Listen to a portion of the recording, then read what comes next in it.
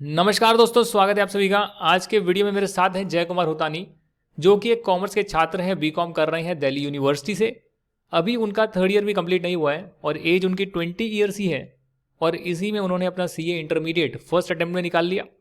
उसके बाद उन्होंने कई सारे स्टार्टअप्स कर लिए, और वो स्टार्टअप्स की जर्नी क्या है और सीए इंटरमीडिएट क्लियर करने की जर्नी क्या है, वो हमारे बीच में आज शेयर करने वाले हैं।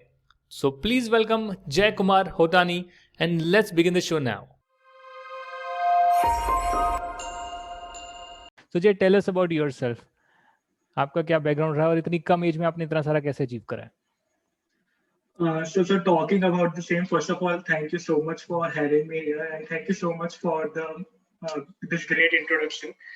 And talking about myself, so I am an undergraduate from University of Delhi. I am about to graduate and join my articleship. I have cleared my intermediate examination, both group in first attempt in November 2019. And it all started when I cleared my 12th percentage, मेरे 96 से. This was a good percentage in the year 2018 to get an admission in one of the good colleges of Delhi University. Yeah. So I got admission into Guru Gobind Singh College of Commerce and started doing my BCom. And through this span of 3 years, like the experience which college gives you, it provides you with lots of opportunities and exposure. Like it is not directly in front of you, but you have to dig for them. आपको देखना पड़ता है कि कौन सी ऐसी चीजें हैं जो आपको इंटरेस्ट करती है एंड जो आपको फ्यूचर में हेल्प करेंगी। तो जैसे जैसे वो सारी अपॉर्चुनिटीज आई, उनको यूटिलाइज करते गए, अपने आप पे काम किया, उनसे सीखते रहे। एंड मूविंग फॉरवर्ड, सीए का जो था वो एक सबसे बड़ा चैलेंज यही होता है कि आप सीए को बाकी चीजों के साथ कैसे मैनेज करते हो। एंड वो सक्सेसफुली मैनेज करा। उसके बाद लकीली हुआ ये कि नवंबर 2019 में आई cleared my both groups in first attempt. And उसके बाद I had 1.5 approx 1.5 years of my college life, जो जहाँ पे मैं खुद को एक्सप्लोर कर सकता था एंड जहाँ पे मैं खुद के ऊपर काम कर सकता था। And then the pandemic came and उस ड्यूरेशन में I started my own venture. Okay, so tell us about your venture, but before that, let me guide my audience कि जो जय हैं उन्होंने 12वीं के बाद अपना सीए शुरू करा था, राइट? आपने Yes. सीए सीपीटी लिया था, फाउंडेशन रूट से आप गए थे? I opted for CPT. I registered in 11th class for CA. I अच्छा, was very clear about it. Right. तो एक तो पहले से क्लैरिटी होना बहुत ज़रूरी है, तभी आपका क्या माइंड प्रिपेयर करना शुरू कर देता है कि हाँ, सीए करना एक टफ एग्जाम है, उसमें ये लेवल्स होते हैं, आपको उसका पूरा प्रोसीजर मालूम होता है। And when you give the exams, तो धीरे धीरे आपका माइंड उस तक लाते रहता है आपको कि भैया मुझे अपनी मंजिल को पाना है। मैंने भी 11th स्टैंडर्ड में मेरे मामा जी ने प्रोस्पेक्टस मुझे पकड़ा दिया था, देखो ऐसे बनते हैं सीए। और मैं उसको 2 बार 3 बार 4 बार 10 बार में पढ़ते रहता था, अच्छा ऐसे सीए बनना है। Then I got registered myself in 12th standard, और जैसा आपने सीपीटी किया मैंने भी सीपीटी क्लियर करा था, राइट? तो सीपीटी क्लियर आपका हो गया था, और उसके बाद आप ग्रेजुएशन में भी आ गए थे, जो कि मेरे आई थिंक घर के पास ही है, पीतमपुरा में है, SGGS, and I live in Yes. Rohini. अच्छा कॉलेज है Yeah. आपका, प्लेग्राउंड भी बहुत अच्छा बना हुआ है जो उसके पास में है, काफ़ी प्रैक्टिस चलती रहती है। And once I went with my friend to your college, तो अच्छा है, मैंने देखा है। तो फिर उसमें जब आपने कॉलेज किया और कॉलेज के साथ जब सी इंटरमीडिएट पढ़ा, वो कैसे आपने 1.5 साल में दोनों चीज़ें मैनेज कर ली, वो थोड़ा ऑडियंस को बताइए। Sure, sir. So this is the question जो मेरे जूनियर्स काफी पूछते हैं मुझसे, जो भी डीयू में होता है। हम्म, तो एक ही चीज मैं कहूंगा, यहाँ पे सबसे दो स्किल बहुत काम आती है। पहली होती है टाइम मैनेजमेंट और दूसरी होती है कंसिस्टेंसी। जैसे सीए फाउंडेशन हो या सीपीटी हो, तो उसमें आपको थोड़े से कम आवर्स भी अगर आप डेली बेसिस पे देंगे एंड कंसिस्टेंटली देंगे, तो आपका जब एग्जाम होगा, अटेम्प्ट होगा, तो आप काफी क्लियरली एक ऐसे स्टेज पे होंगे जहाँ पे आप वो पास कर पाएंगे। जुलाई 17 या 20 के बीच में the session start in DU. नवंबर में अटेम्प्ट होता है, अगस्त सितंबर एंड अक्टूबर 3 मंथ्स आपके पास होते हैं। एंड बोर्ड के बाद का जो पैनल होता है, आप तभी से अगर अपनी फाउंडेशन की प्रिपरेशन चालू करते हैं और धीरे धीरे कंसिस्टेंटली उसको आगे बढ़ाते रहते हैं, तो at the time of exam like October या सितंबर मिड में आपका कोर्स खत्म हो जाता है। You get enough time for revision and you can even go forward with scoring an all India rank. Like few of my friends in Delhi University from my batch only got all India rank in their November attempt. So foundation का मैं कहूँगा कि it is not that tough, क्योंकि वो जो first semester होता है उसमें थोड़ा सा आपको अकस्टम होने में टाइम लग जाता है डीयू के साथ, तो आप अपनी स्टडीज मैनेज कर सकते हैं। सबसे बड़ा चैलेंज और सबसे बड़े क्वेश्चंस आते हैं फाउंडेशन क्लियर करने के बाद। जो होते हैं कि हम इंटरमीडिएट एक ग्रुप दें या 2 ग्रुप दें। राइट। हम इंटरमीडिएट 9 मंथ के बाद नवंबर में दें या फिर हम मई में दें 15 मंथ के बाद। राइट। तो अगर आप मेरे से मेरा पर्सनल ओपिनियन पूछे, तो मेरा पर्सनल ओपिनियन यही रहेगा कि दोनों ग्रुप साथ में 9 मंथ के अंदर देना is the most efficient way to move forward. इसके कुछ रीज़न्स हैं, बेसिकली रीज़न ये है क्योंकि एक ग्रुप के लिए 9 मंथ का जो टाइम है वो बहुत ज़्यादा है। करेक्ट। मतलब अगर आप दोनों ग्रुप तैयार करते हो तो उन 9 मंथ में एटलीस्ट आप इतना कॉन्फिडेंट तो हो सकते हो कि हाँ, this is my one group और ये तो मैं पास हो ही रहा हूँ। और सेकंड ग्रुप अटेम्प्ट करने में एटलीस्ट कोई हार्म नहीं है। If you are good at it, अगर आप प्रिपेयर अच्छी तरह से कर लेते हो, नवंबर तक आते-आते आपको लगता है कि यार नवंबर नहीं तो अक्टूबर सितंबर में लगता है कि हाँ यार, I have the potential to crack these both things, तो आप थोड़ा ज़्यादा हार्ड वर्क करके उनको आप क्रैक कर सकते हो साथ में। करेक्ट। एंड 9th मंथ में इसलिए क्योंकि अगर कंसिस्टेंसी और टाइम मैनेजमेंट के साथ अगर आप काम करेंगे, तो वो 9 मंथ में आप दोनों ग्रुप पास भी कर सकते हैं। एंड आप एक एआईआर को अगर एम लेके चल रहे हो, आपको थोड़ा हार्ड वर्क ज़्यादा करना पड़ेगा, बट हाँ, वो भी पॉसिबल है। तो ऐसा कुछ नहीं है कि यार कॉलेज में है तो एक ही ग्रुप देते हैं, धीरे-धीरे करते हैं, नहीं। इसके ड्रॉबैक भी बहुत है, क्योंकि अगर आप कॉलेज में हो, तो ऑब्वियसली आप कॉलेज का एटमॉस्फेयर भी एन्जॉय करने आए हो। अगर आपने डिसीजन लिया है कि मैं डीयू जाऊँगा, तो डीयू इज़ अ थिंग जो 3 साल में it will change your personality completely. Exactly. But the condition is आप उसके कल्चर में जाओ और जो अपॉर्च्युनिटीज़ हैं, जो एक्सपोज़र है, आप उनको एक्सपीरियंस तो करो। Like I have my friends who are doing great things because उनको उनके पास सीए की नॉलेज है एंड एक डीयू कल्चर का उनके पास एक्सपीरियंस है। तो this is the thing but मैं ये जो पूछना काफ़ी चाहता हूँ हेल्पफुल बट रहती मैं है। ये पूछना चाहता हूँ कि वो 9 महीने में आप कॉलेज जा रहे हो, कॉलेज में क्लासेस अटेंड कर रहे हो, फिर कोचिंग भी कर रहे हो और दोनों चीज़ें मैनेज कर रहे हो। वहीं दूसरी तरफ बहुत सारे स्टूडेंट्स हैं जो कॉलेज नहीं जा रहे और फिर भी 9 मंथ्स में वो दोनों ग्रुप तो क्या एक ग्रुप भी ठीक से नहीं कर पा रहे। तो आपने कैसे सो द मैनेज करा? थिंग इज़ यहाँ पे कॉलेज हम लोग जाते थे तो फिजिकल क्लासेस अटेंड करने का बहुत कम टाइम मिलता था।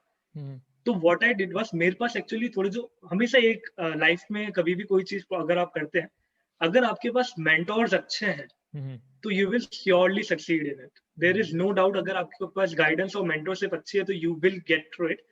तो ऐसे ही मेरे जो होम टाउन के टीचर्स थे, उन्होंने मुझे बहुत अच्छा गाइड किया। उन्होंने कहा जय, जनवरी से अप्रैल के बीच में मतलब जनवरी से मई तक जो हमारा सेमेस्टर 2 होता है, हम्म। तब तक आप 4 सब्जेक्ट कंप्लीट कर लीजिए जो बड़े-बड़े थे।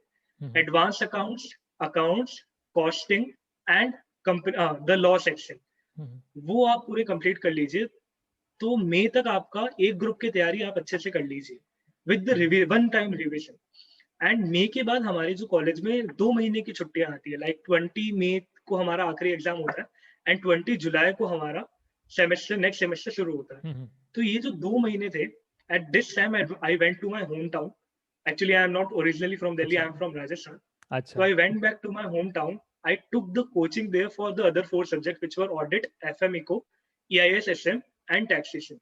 बेसिकली ये थोड़े ऐसे सब्जेक्ट हैं जो आप 2 महीने में अगर आप दिन के कंडीशन ये है कि आप दिन के 12-14 घंटे निकालें हम्म। कोचिंग्स में और सेल्फ स्टडी के भी अलग से 2-3 घंटे निकालें, तो अगर आप वो 2 महीने अगर आप एफर्ट पुट करते हैं, तो वो 2 महीने बहुत बड़ी गेम चेंजर हो जाते हैं आपके लिए। रीज़न बीइंग क्योंकि ये 2 महीने कॉलेज की कोई कमिटमेंट नहीं रहती है, हम्म। कोई भी एग्ज़ाम नहीं होता है कॉलेज का। इट्स लाइक कॉलेज की समर वैकेशन होती है 2 महीने लंबी। तो इन करेक्ट। 2 महीनों को अगर आप एज़ अ अपॉर्च्युनिटी देखोगे और अगर आपने इसमें अपने 3-4 सब्जेक्ट अच्छे से कर लिए, हम्म। तो वो बहुत बड़ा बेनिफिट हो जाएगा। लाइक अगस्त मिड या अगस्त स्टार्टिंग तक अगर आपने अपने 8 सब्जेक्ट निपटा लिए, अगर एक बार भी निपटा लिए, तो it is like a big edge. क्योंकि आप अगस्त में फिर अपनी फर्स्ट रिवीजन ले सकते हैं, अगस्त से सितंबर की 10th तक। सितंबर में फिर आप अपनी सेकंड रिवीजन कर सकते हैं एंड अक्टूबर में टेस्ट सीरीज के साथ आप अपनी थर्ड फोर्थ रिवीजन भी कर सकते हैं। ग्रेट। एंड बिलीव मी, अगर आप 2 से 3 से 4 बार अगर आप रिवीजन करते हैं, लेते हैं, तो वो चीजें आपको at the moment of exam काफी हेल्प करती है। इसमें कुछ कुछ चीजें स्ट्रेटेजी भी थी, लाइक अगर कोई जानना चाहे तो। हाँ बिल्कुल बिल्कुल। बेसिकली मैं ये कहना चाहता हूँ कि सीए एक ऐसा करिकुलम है, अगर आप रेगुलर कॉलेज से भी हो, अगर आप 9 मंथ में देना चाह रहे हो, तो आप ये नहीं सोच सकते कि यार I will go for 100 out of 100, I will go for 90, I will go for 95। Hmm. The thing is, आपकी पहली प्रायोरिटी होनी चाहिए कि आपको ये एग्जाम क्रैक करना है। एंड उसके लिए आपको स्ट्रेटेजी करनी पड़ेगी। आई ऑलवेज से कि प्ले ऑन योर स्ट्रेंथ। आपको पता है कि आपका अकाउंट्स कॉस्टिंग और एडवांस अकाउंट्स इतना अच्छा है कि यू कैन गो फॉर 70 और 60 और इवन 80, तो आप उसमें मेहनत करो। बट आपको पता है कि यार EIS SM और लॉ में जितना भी पढ़ लेता हूँ मुझे तो यार लगता है कि यार कम लग रहा है, कम लग रहा है। तो आप EIS SM को उतना टाइम दो कि आप 40 50 55 मार्क्स वहां सिक्योर कर लो। एंड बचा हुआ टाइम अगर आप अपने अकाउंट्स, एडवांस अकाउंट कॉस्टिंग जो आपकी स्ट्रेंथ है, अगर आप उस पे देते हो तो वहां you can score good number of marks. और इस तरीके से आपको पूरा ग्रुप पास होने में हेल्प हो जाएगी। और जो सबसे बड़ा एडवांटेज है सेट ऑफ का, दोनों ग्रुप जब आप साथ देते हो तो सेट ऑफ का एडवांटेज मिलता है। तो वो वहां पे बहुत हेल्प कर जाएगी अगर आप अपनी स्ट्रेंथ पे खेलते हो तो this is exactly the thing which I exactly. Would तो ये से। बेसिकली जो स्ट्रेटेजी उनके लिए है जो स्कूल से ब्रिलियंट स्टूडेंट है, पढ़ाई करने वाले हैं, 90% लाते हैं, 95 लाते हैं, कॉलेज में जाते हैं तो दिमाग क्या है, पढ़ाई में चल रहा होता है।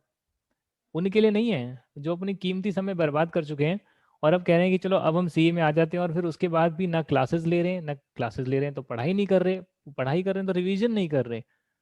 वो ऐसे क्लियर नहीं कर सकते हैं। अगर मैं आपको अपना बताऊं तो मैंने एग्जैक्टली वही किया जो जय बता रहे हैं, कि जो मेरे स्ट्रॉन्गेस्ट सब्जेक्ट थे अकाउंट्स, एडवांस अकाउंट्स, उस टाइम पर कॉस्टिंग एफएम और टैक्सेशन, ये मुश्किल भी थे और प्रैक्टिकल भी थे, तो मैंने इस पर ज़्यादा काम करा और इसमें मेरे 70 72 74 67 ऐसे नंबर आ गए। तो जो आप अच्छे से करते हैं उसमें एग्जामेशन भी आ जाती है, 70s में भी आ जाते हैं अगर ढंग से आपने पूरी तैयारी करी है। And let me tell you one thing, मैंने 100 मार्क्स का कोई पेपर अटेम्प्ट नहीं करा था, मुश्किल से मुश्किल मैंने 90 मार्क्स तक का अटेम्प्ट करा था, और कॉस्टिंग में तो 80 मार्क्स का ही कर पाया था मैं, 80 भी नहीं, इवन 75 मार्क्स का अटेम्प्ट कर पाया था जिसमें 67 आए थे। It was one of the toughest exam in May 2012, आज से 7 8 8 साल पहले। तो चीज़ें हो जाती है बट आपका वो दिमाग चलना चाहिए। और मैंने सारे सब्जेक्ट की कोचिंग भी नहीं ली थी, आपने तो शायद ली होगी। यस, कोचिंग सबकी ली थी आपने या कोचिंग तो ली थी। कुछ स्किप करी थी? एफएम इको की थोड़ी बहुत यूट्यूब से पढ़ लिया था, क्योंकि हम्म, एफएम इको इज समथिंग जो थोड़ा सा इजी लगता है मुझे। तो वो यूट्यूब के थ्रू हो गया था। ऑडिट का जो आखिरी का पोर्शन होता है, जो एसए के रिवीजन लेक्चर होते हैं, वो यूट्यूब पे अवेलेबल थे। तो करेक्ट। हाँ, it was a mix, sort of a mix. Right. तो क्लासेस जो है इतनी आजकल इतनी अफोर्डेबल क्लासेस और यूट्यूब का आपको सहारा है, रिवीजन वीडियोस मैराथन, जिसको पढ़ना है वो तो पढ़ सकता है, और एक्सक्यूज देने वाले नहीं कर पाएंगे। अब जय की कहानी आप देख रहे हैं, कॉलेज के साथ मैनेज कर लिया, सब चीज़ें निकाल ली। तो आईसीआई क्या मार्क्स ये मैनिपुलेट भी करता है, ऐसा कुछ आपको लगता है कि आपने एग्जाम दिए हैं? कैसा क्या लगता है आपको, कितने नंबर कम आए? नो सर, कम तो नहीं कहूंगा। अराउंड जो मैंने एक्सपेक्ट किया था, मेरा पूरा रिजल्ट उसी के हिसाब से था। हम्म। जहां मुझे लगा था कि हाँ यहाँ पे 55 आएंगे, 50 आएंगे, वहां हम्म। मेरे 48 या 53 आए। हम्म। तो आई डोंट थिंक कि ऐसा कुछ होता है कि मैनिपुलेशन होता है रिजल्ट का। जो आप एक्सपेक्ट करते हो, जो आप करके आते हो, आपको उतना ही मिलता है। हम्म। बहुत ही ऐसा आप अपनी कॉपीज भी जब ऑर्डर करते हैं तो आपको समझ आ जाता है कि आपके नंबर कहाँ कटे। तो एग्जैक्ट। ये एक मिथ है कि मैनिपुलेशन होता है। जितना आप करोगे उतना आपको फॉर श्योर मिलता ही मिलता है। मतलब कि आपने जब दिया होगा तो करीब करीब 7 8 साल का डिफरेंस है। मेरे टाइम जो मैंने एक्सपेक्ट करा वही नंबर आए, आपके टाइम जो आपने लिखा वही नंबर आए। तो दोनों की बातें बिल्कुल सही है और दोनों ही क्लियर कर कर बैठे हैं, और आपके दोस्त भी जितने होंगे जो रैंक होल्डर्स हैं उनका भी यही कहना होगा। सो ऐसा बिल्कुल क्यों होता है बिल्कुल कि सर। भैया जो क्लियर नहीं कर पाते उनका हमेशा यही कहना होता है कि आईसीएफ में फेल कर रहा है, जबकि जो सब कुछ पास कर रहे हैं और अच्छे नंबर ला रहे हैं और पहली बार में क्लियर कर रहे हैं, और हर सब्जेक्ट में वो कह रहे हैं कि भैया होता तो मैनिपुलेशन किसी ना किसी पेपर में तो होता ना आपका भी, हर सब्जेक्ट में आपके एक्सपेक्टेड जो मार्क्स थे वो तो नहीं आ रहे हैं। तो इसका मतलब कि सब कुछ सही हो रहा है मेरे हिसाब से। हाँ, ये हो सकता है कि किसी का एक क्वेश्चन सही है और वो गलती से नंबर जो है उसमें कट काट दिए हो या नंबर ना दिए हो, 4 नंबर का क्वेश्चन है, ऐसा पॉसिबिलिटी हो सकती है, वो टीचर टू टीचर हो सकता है। Right. Yes sir, slight error हो सकता है, वो भी वंस इन अ वाइल। ऐसा कभी नहीं होगा कि आप 20 मार्क्स एक्सपेक्ट कर रहे हो, मतलब 20 मार्क्स का डिफरेंस आ जाए। और इसमें मैं यही कहूंगा सर कि आरटीआई के थ्रू आप अपनी कॉपीज मंगाओ और आप करेक्ट। अपने आप को सेल्फ इवेल्युएट करो। The best thing is, failures जो है वो आते रहते हैं। इट्स लाइक ठीक है, सबको फेस करना ही पड़ता है एक बार लाइफ में। इन सीए में नहीं तो किसी और फॉर्म में आपके सामने आते करेक्ट। हैं। तो हमेशा इस चीज से डील करने के लिए एक ही रास्ता आता है, आप अपने फ्लॉज देखो और अपने फ्लॉज पे काम करो। तो ऑटोमेटिकली वो फ्लॉज आपके चले जाएंगे and you will go through. Correct. तो उसके बाद आपने अब सब कुछ क्लियर कर लिया, फिर आपने करा स्टार्टअप। अब बात करते हैं आपकी स्टार्टअप जर्नी के बारे में, कि अचानक क्या दिमाग में कीड़ा लगा कि भाई मेरे को कुछ स्टार्ट कर लेना है और कॉलेज के अंदर ही कर लेना है, उसके बारे में बताइए। So I have been very active in college. Like मुझे इवेंट्स करवाना और अटेंड करना दोनों ही बहुत अच्छा लगता है। तो मैं जितने भी टॉक्स में जाता था इन द फर्स्ट ईयर, जो फर्स्ट सेमेस्टर होता है, मेरा सीपीटी था, तो मैं कोचिंग ऑलरेडी लेके ज्वाइन किया था कॉलेज। तो वो first semester I was like hyperactive in college. I used to enjoy everything and I used to attend every event. तो वहां पे बहुत सारे एंटरप्रेन्योर्स आते थे, वहां बहुत सारे ऐसे लोग आते थे जो बहुत डिफरेंट डिफरेंट फील्ड से थे एंड दे वर अचीवर्स।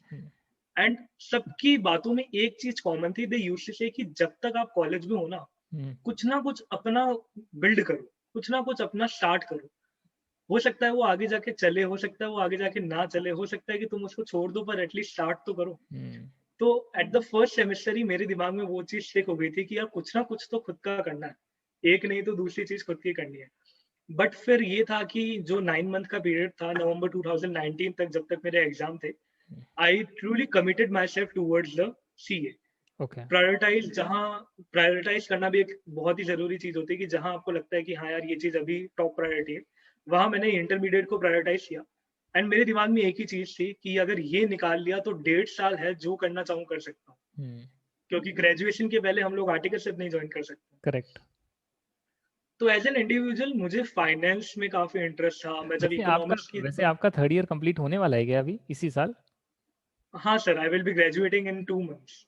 हाँ, वैसे अगर एडवाइस दूँ तो 1-1.5 साल बचा सकते थे आप आर्टिकलशिप करके। मैंने भी ये गलती करी थी, किसी को बताना नहीं होता, कई लोग कर लेते हैं, उसमें समय बहुत बच जाता है। अब आप बनेंगे 24 साल में सीए बनेंगे आप, नहीं तो 23 साल में रेडी हो जाते।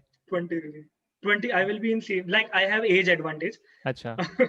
स्कूल के टाइम पे आई जंप्ड 1 क्लास, तो वो एडवांटेज मैं यहाँ पे कंज्यूम कर रहा हूँ। This is my theory. ये बहुत बढ़िया रहता है जो पेरेंट्स जंप करवा देते हैं। भाई हमारे पेरेंट्स ने तो हमें जंप नहीं करवाई, तो ये भी एक स्ट्रैटेजी है। आप अपने रिलेटिव्स को, जूनियर्स को बोल सकते हैं भाई स्कूल में 1 क्लास आगे बढ़वा दो, उससे बहुत ज़िंदगी में आपको ना फायदे मिलते हैं। अच्छा, फिर आगे की जर्नी इंडीड। कंटिन्यू करिए। जी सर। तब जब एज एन इंडिविजुअल मुझे फाइनेंस काफी फैसिनेटिंग लगता था, बट दिक्कत ये आती थी कि पढ़ो तो समझ में नहीं आता था। अच्छा। इकोनॉमिक्स के बारे में जो न्यूज होती थी, बिजनेस के बारे में जो न्यूज होती थी कि आज ये मर्जर हो गया, ये फाइनेंशियल प्रोस्पेक्टस हैं और ये ऑफर करने के लिए हैं, इकोनॉमिक के बारे में न्यूज होगी, जीडीपी इतना जा रही है, वो सब पढ़ने में फैसिनेटिंग लगता था इंटरमीडिएट से पहले तक, पर समझ में नहीं आता था। तो उसके बाद मैंने सोचा है, जब मैंने इंटरमीडिएट पास किया, तो it gives you a lot of knowledge about the practical aspect of the business world and the finance world. Correct. उसके बाद जब मैं चीजें पढ़ता था तो मुझे चीजें समझ में आने लगी, एंड जब मैं चीजों को एक्सप्लोर करता था तो मुझे मजा आने लगा। बट मुझे हमेशा एक पार्ट पे ये फील होता था, क्या ये लैंग्वेज काफी टेक्निकल है, इसको ना इजी तरीके से लिखा जा सकता है, इसको इजी तरीके से समझाया भी जा सकता है। तो वहां मुझे एक चीज स्ट्राइक हुई कि यार मैं क्यों नहीं करता ये चीज। अच्छा, और फिर क्या वहां किया? से आई स्टार्टेड राइटिंग ब्लॉग्स, जो हमारे ब्लॉग्स होते हैं, आर्टिकल्स होते हैं, वो लिखना चालू करे। थोड़ा बहुत मेरे को डिजाइनिंग भी आती थी, जो फोटोशॉप इन्फोग्राफिक्स जो हम बनाते हैं, राइट। वो सब चीजें भी मुझे आती थी। एंड जो मेरा कंटेंट राइटिंग की जो स्टाइल है वो बहुत इजी सी है, मतलब I make complicated things easy. Correct. तो ये 3 चीजें मैंने अपने आप में आइडेंटिफाई करी, and then I started with my own venture which was oriented towards content and research. Like I research on certain topics. I use sources from different websites and different research papers, and then I convert it to a simple language that even a layman can understand. Correct. तो इस M के साथ हमने वो project चालू किया था। And ऐसा सोचा नहीं था कि इसको हम लोग एज इतना लंबा वेंचर बना देंगे। एक छोटा सा प्रोजेक्ट मैंने खुद ने चालू किया था, धीरे धीरे करके उसमें हम लोगों ने काम किया। जो कंटेंट था वो लोगों को बहुत पसंद आने लगा, सब लोगों ने तारीफ करी आर्टिकल्स के, कुछ आर्टिकल्स फीचर भी हुए अलग अलग मैगजीन में। तो this acted as a motivation. And फिर टूवर्ड्स जैसे टाइम बदलता गया तो लोग जो है वो कंटेंट पढ़ने वाले लोग कम है, और जो वीडियो देखने वाले लोग हैं उनकी जो पॉपुलेशन है वो ज्यादा है। करेक्ट। एंड इस पे मैं कहूंगा कि the pandemic has been a blessing in disguise for me, क्योंकि this the whole project, the whole venture grow towards in the pandemic period only. Okay. So I come up with a thing like podcast show. And मेरी जो communication skill थी वो 12th तक I was very active in debating and elocution, तो तब तक तो काफी ठीक थी। पर कॉलेज में एक थोड़ा सा ब्रेक आ गया था, क्योंकि उतना ज्यादा इंटरेक्ट करने का मौका नहीं मिलता था। तो मैंने कहा कि यार कुछ ऐसा करते हैं जो खुद को भी हेल्प करे और नेटवर्किंग में भी काफी हेल्प करे, और प्लस एक पर्सनल ब्रांड भी हम लोग बना पाए शायद। करेक्ट। तो I came up with the project of podcast. And उसमें ये था, एक इंटरव्यू सीरीज थी, एंड इसका जो पहला प्लान था वो ये था कि मैं क्वेश्चन लिख के भेजूंगा, like you are my guest at the podcast, मैं आपको क्वेश्चन लिख के भेजूंगा एंड आप वही क्वेश्चन के आंसर मुझे राइटिंग में लिख के भेज देंगे एंड मैं अच्छा उसको अपनी वेबसाइट पे अपलोड कर दूंगा। अच्छा तो this was the first draft plan जो मेरे दिमाग में था, and I pitch the first guest who was Sumit Saurabh, he is a stand up comedian. Okay I reached out to him, I talk to him and he said कि यार तुम लिखवा क्यों रहे हो, एक वीडियो कॉल कर लेते हैं। हम्म तो मैंने कहा सर अगर आप कंफर्टेबल हैं तो let's do it, I can surely do it. उस टाइम में थोड़ा नर्वस था हम्म क्योंकि मैंने कभी ऐसा पहले किया नहीं था, बट मैंने कहा चलो ठीक है, let's give it a try, क्योंकि it was like something, opportunities knocking at your door. या तो उस वक्त मैंने सुमित सर को कहा कि okay sir let's do it, and फिर हमने वो फर्स्ट एपिसोड रिकॉर्ड किया। It was a decent episode, मतलब थोड़ा अगर वो आज भी कोई उसको जाके देखेगा तो उसमें आप देख सकते हो कि मैं नर्वस हूँ, मैं मेरी इंग्लिश में ढंग से बोल नहीं पा रहा हूँ। Second episode it was miserable, ना वीडियो क्वालिटी अच्छी थी ना ऑडियो क्वालिटी अच्छी थी, और वो पूरा मैसअप हो गया था, but still we uploaded it, we go forward with it अच्छा कहाँ एंड पर मूविंग अपलोड अपलोड किया फॉरवर्ड। आपने, कहाँ पे अपलोड किया आपने?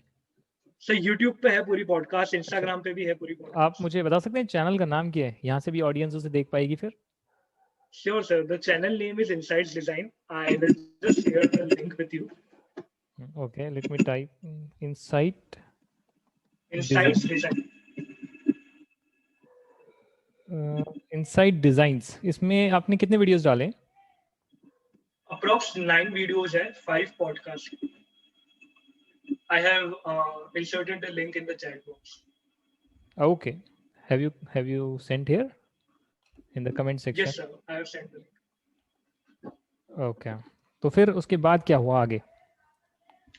उसके बाद धीरे धीरे पॉडकास्ट में खुद को भी इम्प्रूव किया, एंड देन हमें बहुत अच्छे अच्छे गेस्ट मिले, लाइक स्कैम 1992 सबने देखी होगी, तो करेक्ट उनके जो डायरेक्टर थे मिस्टर जय मेहता, या उनके साथ एक 1.5 आवर्स का लॉन्ग एपिसोड हमने शूट किया था, and this was like something very big for me.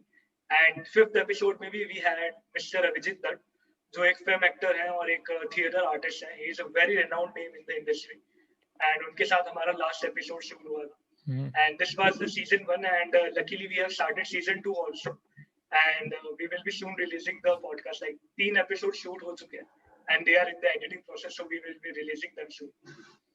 So this is the whole journey of the venture, starting from content research and now reaching towards the podcast. Great Jack great, love to hear that कि कैसे under graduation में लोग कितना सब कुछ कर लेते हैं। अगर आपकी एक एडवांटेज बताऊं तो सबसे पहली एडवांटेज ये थी कि आप स्कूल में ही डिबेट कंपटीशन में पार्टिसिपेट करते थे, आपका कम्युनिकेशन स्किल्स अच्छा था जिससे कि आप कॉलेज की अपॉर्चुनिटीज़ का बहुत ज़्यादा फायदा उठा पाए। दूसरा आपने खुद ही एक चैलेंज लिया कि चलो मैं अपने होम टाउन को छोड़कर दिल्ली आऊँगा, दिल्ली यूनिवर्सिटी के एक रेगुलर कॉलेज से मैं ग्रेजुएशन करूँगा, और वहाँ पर भी आपने काफ़ी कुछ चीज़ें सीखी होगी, लाइक इंडिपेंडेंट कैसे रहना है, कैसे नेटवर्क बनाने हैं, लोगों से मिलना है। तो ज़िंदगी का ये सबसे इम्पोर्टेंट फेज़ था। अगर मेरी बताओ तो मैंने स्कूल में इतना कुछ नहीं करा था। एसआरसीसी में जाने के बाद पहला साल तो ऐसा था कि चलो जो पढ़ाई हो रही है वही कर लेते हैं, that was a big thing that you are in one of the best college. तो आप वहाँ पर बैठकर सिर्फ चीज़ें सीखें, लोगों से जाने कि भैया ये इतना इंग्लिश बोल रहे हैं, अच्छा बोल रहे हैं, तो कैसे बोल रहे हैं, हमें भी इम्प्रूव करना है। And in the second year definitely वो सीए का प्रेशर कि एटलीस्ट ये तो क्लियर करना ही है, नहीं तो फिर आप एक ग्रेजुएट ही रह जाएंगे, आप आगे बढ़ नहीं पाएंगे। But again yes, you have done a good thing. मुझे ये सब गाइडेंस पहले मिली होती, उस टाइम यूट्यूब रहता है इतना सब कुछ जो पहले बताते सर आप ये चीज़ें कर लो और ऐसे ऐसे जो है आप आगे पढ़ सकते हैं, तो मैं ज़रूर बहुत सारी चीज़ें अपने कॉलेज में ही करता। थर्ड ईयर लाइक कि भैया प्लेसमेंट होनी है, प्लेसमेंट के लिए बैठना है, इंटरव्यू के लिए लेना है, आप सीए फाइनल में आ चुके हो, रिलैक्सड हो, अब आप इंजॉय करना चाहते हो, राइट। बट अगर किसी ने गाइड किया होता तो शायद मैंने स्टार्टअप तभी कर लिया होता। आई थिंक आज काफ़ी सारे स्टूडेंट्स को आपसे गाइडेंस मिली है और वो भी अपने ग्रेजुएशन के टाइम में जितनी चीज़ें कर सकते हैं वो करने की कोशिश करेंगे और आपसे प्रेरणा लेकर जो है अपना सीए भी क्लियर करेंगे। अगर आप जैसे कनेक्ट करना चाहते हैं तो लिंक्डइन आईडी जो है मैं डिस्क्रिप्शन में शेयर कर रहा हूँ, कमेंट सेक्शन में शेयर कर रहा हूँ, you can just click on that, connect with Jay, ask any queries for your CA intermediate और related to anything in BCom commerce, और जो भी आप पूछना चाहते हैं वो पूछ सकते हैं। थैंक यू जय for coming up here. I think you will be fine if I upload this on my YouTube channel. Will that be Sure, sir, okay? no Yeah. problem. Even you can share the recording with me. I will share it in my personal network also. Yeah, sure, definitely. Thank you, Jay, for coming here. Bye bye. Thank you, sir. The pleasure was all mine. Yeah. Bye, sir. Good day. Bye bye.